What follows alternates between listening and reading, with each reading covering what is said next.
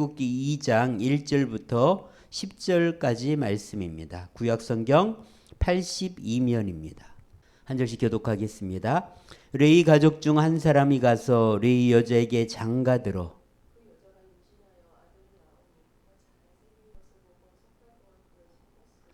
더 숨길 수 없게 되매 그를 위하여 갈대 상자를 가져다가 역청과 나무 진을 칠하고 아기를 거기 담아 나일 강가 갈대 사이에 두고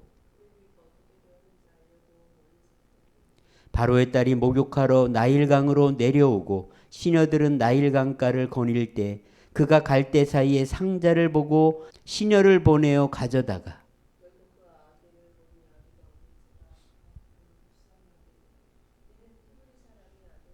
그의 누이가 바로의 딸에게 이르되 내가 가서 당신을 위하여 히브리 여인 중에서 유모를 불러다가 이 아기에게 젖을 먹이게 하리이까.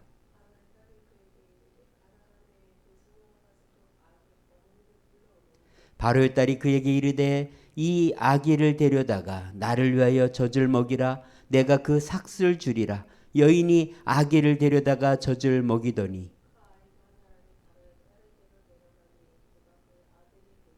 그가 그의 이름을 모세라 하여 이르되 이는 내가 그를 물에서 건져내었음이라 하였더라. 아멘. 네, 우리가 성경을 눈으로 읽는 것도 중요하지만 성경의 무대를 직접 가보면 더 좋을 것 같습니다. 성지순례 코스로 이스라엘도 가지만 이집트에도 많이 갑니다. 왜냐하면 바로 이집트에는 하나님의 구원의 역사가 있었기 때문입니다. 꼭 이집트를 가면은 낙타를 타고 거대한 스핑크스와 피라미드를 보러 가고 싶습니다. 요즘 새롭게 제기되는 학설에 의하면 이 피라미드를 만든 이유가 실업 대책이었다고 합니다.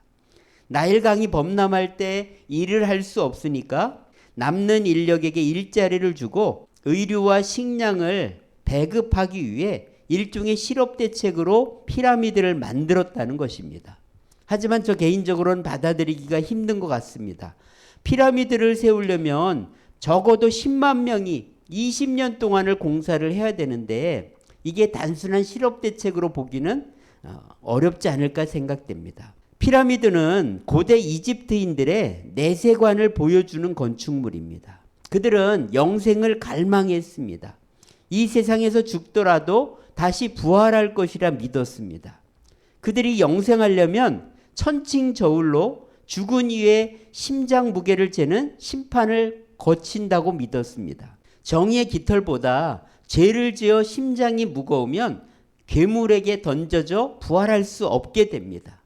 결국 부활을 원하면은요, 마치 섹스피어 말처럼 왕관을 쓰려는 자 그 무게를 견뎌라 그런 말처럼 영원한 삶을 원한다면 심장의 무게를 잘 관리해야 됩니다. 그래서 죄를 많이 지면 심장의 무게가 무거워진다는 거예요. 그러면 부활할 수가 없습니다. 심장의 무게를 잘 관리했다면 다시 부활한다는 것입니다. 근데 부활하려면 육신이 있어야 되잖아요. 그래서 이 육신을 바로 미라로 만들어 놓은 것입니다. 미라를 만들려면 40에서 70일 정도 걸리는데요. 그리고 그 미라를 또 안전하게 보존해야 되잖아요. 그러니까 피라미드가 있어야 되는 것이죠. 이 피라미드는요, 무려 높이가 1m, 폭이 2m 되는 이런 돌을 230만 개 쌓은 것입니다. 그리고 계단으로는 210계단 높이입니다.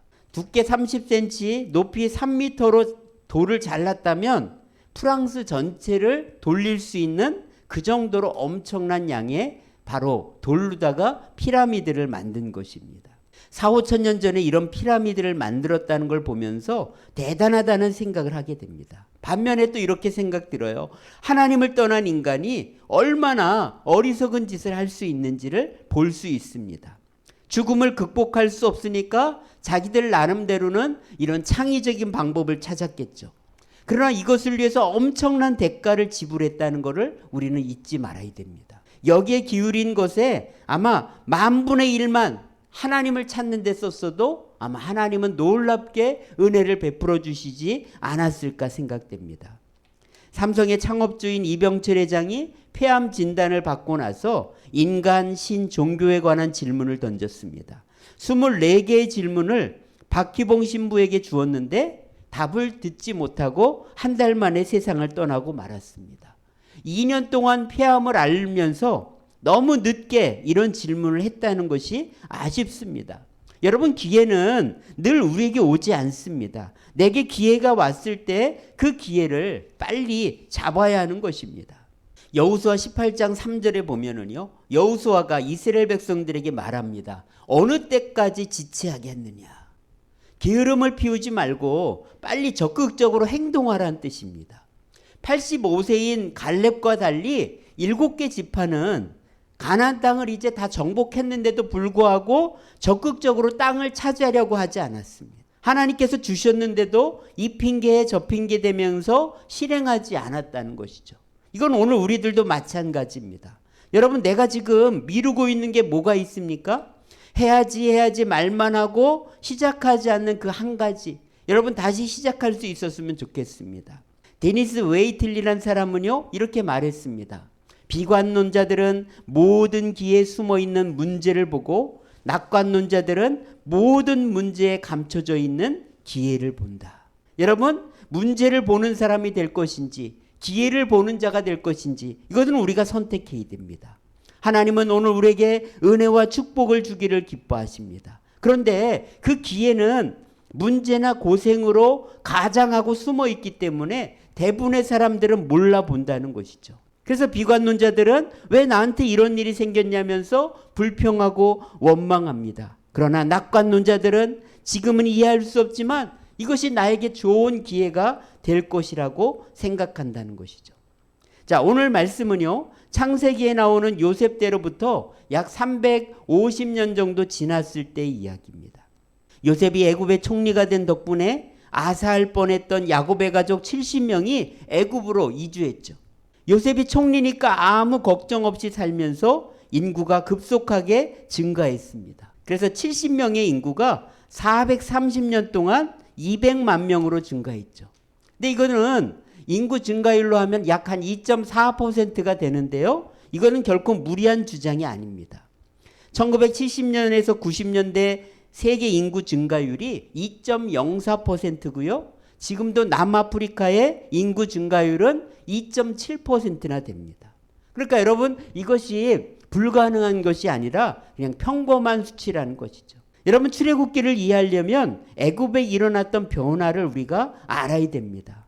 어떤 변화가 있었냐면 주전 1700년에서 1580년경에 힉소스족이 전차 부대를 동원해서 애굽을 통치했다는 것입니다. 바로 이때를 애굽의 13에서 17왕조라고 하는데요.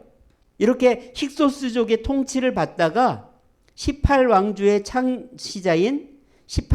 창시자인 아흐모세가 1580년에 힉소스족을 추방하고 애굽을 되찾았습니다. 그리고는 아흐모세는 힉소스족 권력에 도움을 줬던 히브리인들을 그때부터 노예로 부리기 시작했다는 것입니다. 심지어 인구 증가를 두려워하여 남자아이를 낳으면 죽이는 그런 말살 정책도 펼쳤습니다. 자, 바로 이 변화를 언급했던 말씀이 출애굽기 1장 8절의 말씀입니다. 한번 읽어볼까요? 요셉을 알지 못하는 새 왕이 일어나 애굽을 다스리더니. 바로 요셉을 알지 못하는 왕은 바로 아흐모세, 원래 이집트 정권을 말하는 것입니다. 자, 바로가 무거운 짐을 지우고 학대하고 이를 엄하게 시킨 이유가 뭘까요? 자, 바로는요, 힉소스족에게 나라를 빼앗겼던 과거를 반복하지 않기 위해서 그랬던 것이죠.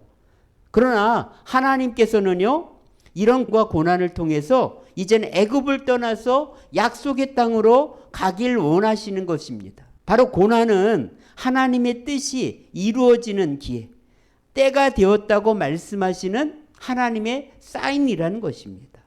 한나와 엘가나가 결혼하여 남편의 사랑을 받음에도 불구하고 자녀가 생기지 않았습니다. 그때 둘째 부인 분인나가 아이를 낳고 한나를 격분하면서 괴롭혔습니다. 어리석은 사람들은 이런 분인나와 싸우게 되죠. 그러나 한나는요, 이 결핍을 통해서 하나님께 기도하며 통곡했다는 것이죠. 한나는 또 서운하면서 기도했습니다. 하나님 아들을 주시면 내가 하나님께 드리겠습니다. 너무 간절하게 기도하니까 엘리 제사장의 눈에 술 취한 여자처럼 보일 정도였습니다. 이렇게 하나님께 부르짖으며 하나님의 뜻이 이루어지길 간구하니까 문제가 해결되었다는 거죠. 여러분, 오늘 우리가 살면서 당하는 결핍, 고난, 어려움, 문제들은요, 하나님의 기회가 된다는 것입니다. 그래서 여러분, 문제에 감춰져 있는 기회를 보아야 된다는 거예요. 도대체 하나님은 나에게 어떤 기회를 주시는 것일까? 이스라엘 백성들은 애굽에 잘 살다가 당하는 이 어려움을 통해서 드디어 하나님을 찾게 됩니다. 자, 우리 출애굽기 2장 23절에서 25절 말씀 같이 읽어보겠습니다. 여러 해 후에 애굽 왕은 죽었고 이스라엘 자손은 고된 노동으로 말미암아 탄식하며 부르짖으니 그 고된 노동으로 말미암아 부르짖는 소리가 하나님께 상달된지라. 하나님이 그들의 고통 소리를 들으시고 하나님이 아브라함과 이삭과 야곱에게 세운 그의 언약을 기억하사 하나님이 이스라엘 자손을 돌보셨고 하나님이 그들을 기억하셨더라. 여러분, 이 문제와 어려움을 통해서 하나님을 찾았다는 것이죠. 우리가 때로는 어려움이 생기면 사람을 찾아가기도 하고 또 내가 노력하기도 합니다. 그럼에도 불구하고 문제가 해결되지 않는다. 그거는요, 하나님께 탄식하며 부르짖어야 될 문제입니다. 그냥 기도하라는 게 아니에요. 하나님께 상달되는 기도를 드려야 됩니다. 마치 한나처럼요, 내 마음의 원통함과 고통을 쏟아놓는 그런 기도를 드려야 된다는 것입니다. 내 생각, 나 중심적인 기도가 아니라 하나님의 언약과 약속을 붙들고 기도해야 됩니다. 그렇게 기도할 때 바로 하나님께서 응답하시는 것입니다. 그래서 기도할 때요, 우리가 하나님의 말씀인 성경을 읽는 것이 중요합니다. 하나님의 뜻이 무엇인지, 하나님께서 내게 주시는 말씀이 무엇인지를 잘 들어야 됩니다. 그래서 예수님처럼 내 뜻대로 마시고 아버지의 뜻이 이루어지기를 원한다고 기도해야 되는 것입니다. 이렇게 기도할 때 하나님이 우리를 돌보시고 우리를 기억하시고 은혜를 베풀어 주시는 것입니다. 자, 바로 이런 기도의 열매로 모세가 태어난 것이죠. 자, 히브리인 레위의 자손인 아므람과 요게벳의 가정에 바로 막내 아이가 태어났습니다. 근데 그때 아들을 낳으면 나일강의 악어밥으로 던지라는 애굽의 산하 제한 정책이 시행되는 때였습니다. 사랑하는 아들을 어떻게 죽게 할 수 있습니까? 그래서 3달을 숨겨서 키웠죠. 요즘처럼 방음이 되지 않는 집이기 때문에 더 숨길 수 없었습니다. 그래서 할 수 없이 갈대 상자를 만들죠. 물이 들어가지 않도록 역청과 나무진을 칠하고 아기를 담아서 강물에 띄웠습니다. 그리고는 그의 누이 미리암이 어떻게 되는지를 알려고 멀리 서서 지켜봤습니다. 엄마 요게벳은 너무 마음이 아파서 집안에 들어가 통곡하면서 하나님의 도우심을 간구했을 것입니다. 하나님, 이제 내 힘으로 안 됩니다. 하나님의 두 손에 올려드리니 주님 도와주세요. 이제 부모의 자리를 포기합니다. 하나님이 이 아이의 부모가 되어 주셔서 주인이 되어 주셔서 이끌어 주세요 하면서 간절히 기도했을 것입니다. 그때 기적이 일어났죠. 마침 목욕하러 나온 애굽의 공주가 갈대 상자를 발견합니다. 히브리인의 아기인 줄 알면서 불쌍히 여기는 마음이 들었습니다. 그걸 본 누나 미리암은 공주에게 다가가서 유모를 찾아주겠다고 제안을 합니다. 놀랍게도요, 하나님의 손에 맡기니까, 참 주인의 손에 맡기니까, 그렇게 조마조마하게 키우던 그 아이를 이제는 삭슬 받으면서 젖을 먹일 수 있는 그런 축복을 받게 됩니다. 애굽 궁궐에서 최고의 교육을 받으면서 애굽의 왕자로 성장할 수 있게 되었습니다. 만약 자포자기한 나머지 나일 강물에 그냥 던졌다면 이 아이의 생명은 끝났을 것입니다. 그러나 끝까지 하나님의 도우심을 구하며 지혜를 구하며 갈대 상자를 만들게 되었고, 그리고 가장 최적의 시간에 공주가 나일 강가에 나가게 하시고 또 발견하고 불쌍하게 여기게 되었다는 것입니다. 여러분, 우리가 하나님께 탄식하면서 부르짖을 때 하나님은 놀랍게 우리를 도와주신다는 것입니다. 내가 주인됨을 내려놓고 하나님의 손에 올려드릴 때 하나님께서 이렇게 놀랍게 우리를 이끌어 주신다는 것입니다.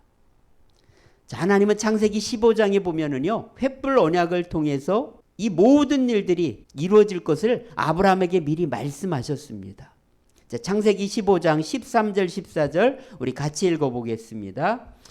여호와께서 아브라함에게 이르시되 너는 반드시 알라 내 자손이 이방에서 객이 되어 그들을 섬기겠고 그들은 400년 동안 내 자손을 괴롭게 하리니 그들이 섬기는 나라를 내가 징벌할지며 그 후에 내 자손이 큰 재물을 이끌고 나오리라.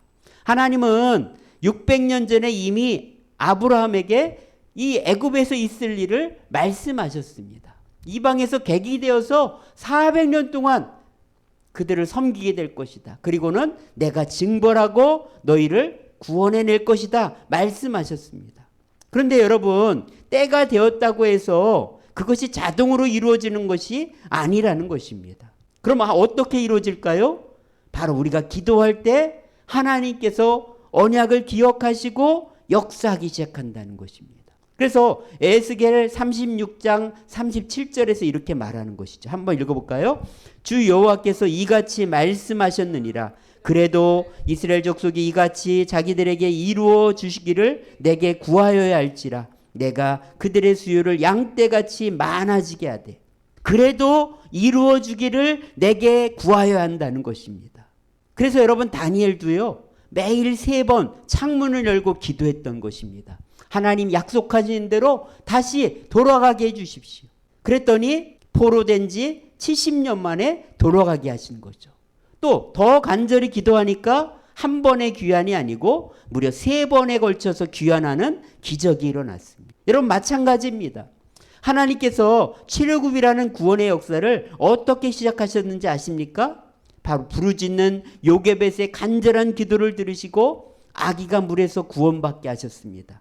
그 아들 모세를 왕궁에서 교육받게 하시고 지도자로 키워주셨습니다. 또 이스라엘 백성들은 고된 노예 생활로 인해서 불평하기보다 하나님께 부르짖었습니다. 그 부르짖는 기도를 들으시고 600년 전에 아브라함에게 약속했던 그 언약을 하나님은 기억하셨다는 것입니다. 여러분, 하나님은 우리가 부르짖을 때 구체적으로 우리를 구원하시는 역사를 진행해 가신다는 것입니다. 제가 서두에서 영원한 삶을 원하는 자 심장의 무게를 관리하라는 말을 했는데요. 여러분 심장의 무게가 몇 근 정도 되는지 아세요? 두근두근 하기 때문에 4근입니다. 이건 농담이고요.